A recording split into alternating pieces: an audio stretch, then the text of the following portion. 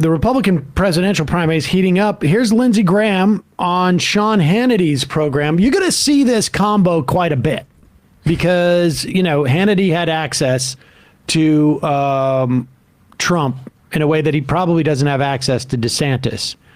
And Graham had access to Trump in a way that he doesn't have access to DeSantis. Now, Graham probably doesn't care that much because I don't know that Graham got anything from that access other than convinced his voters not to primary him. But who knows? But these two are going to get together and promote Donald Trump. It's going to be fun to watch this internecine battle. But here's Lindsey Graham on with Sean Hannity.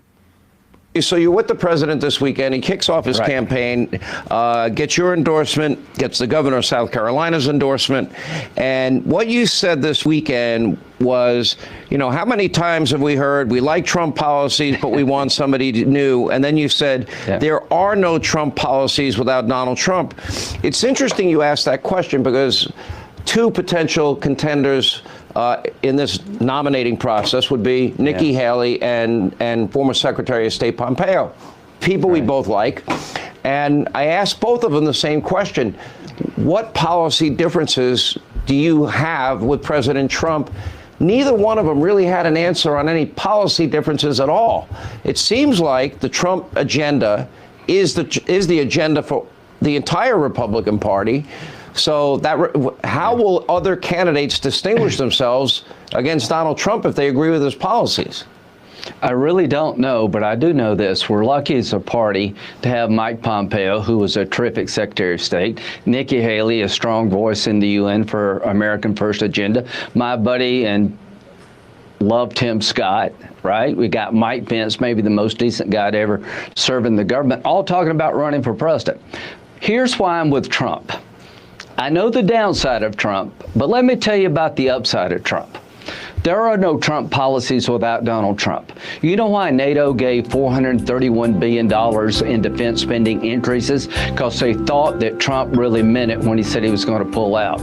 You know why the capital, we moved the embassy of the United States to Jerusalem? Every president before Trump said, I will do it. But then all the smart people said it will create World War III. Trump said, I said I would do it. I would do it.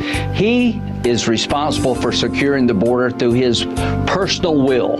When he put tariffs on Chinese products, it scared the crap out of Mexico, and they said, yes, we'll be glad to give you 28,000 troops. We'll be glad to keep people in Mexico, because they thought Trump would put tariffs on Mexican policies. There are no Trump policies without the man, Donald Trump. And to all these people who are very talented, I don't think you could do what he did, and I want him to have another shot. Unfinished business. There it is, ladies and gentlemen. What a lovely turnaround. Play that.